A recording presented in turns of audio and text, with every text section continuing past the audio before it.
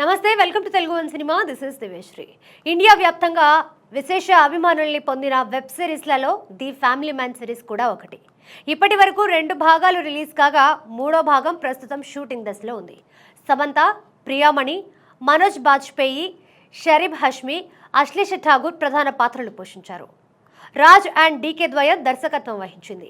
రీసెంట్గా మూడో పార్ట్లో నటించిన రోహిత్ బస్బర్ అనే నటుడు అస్సాంలోని ఒక జలపాతం వద్ద అనుమానాస్పద స్థితిలో పడిపోయి ఉన్నాడు. ఆదివారం మధ్యాహ్నం స్నేహితులతో కలిసి రోహిత్ విహారయాత్రకు వెళ్ళాడు.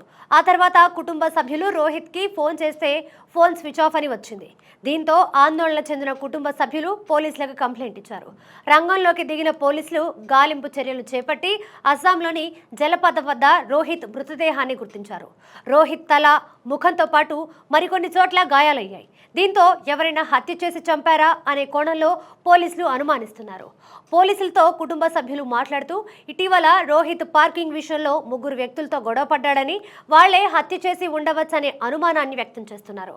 కొన్ని నెలల క్రితమే ముంబై నుంచి గౌహతి వచ్చిన రోహిత్ తన కెరీర్లో షెరిల్డ్, లాస్ట్, పడాఠిక్, మహిషాసుర మర్దిని, ముఖోష్, కులేర్, అచార్ వంటి పలు చిత్రాల్లో నటించాడు.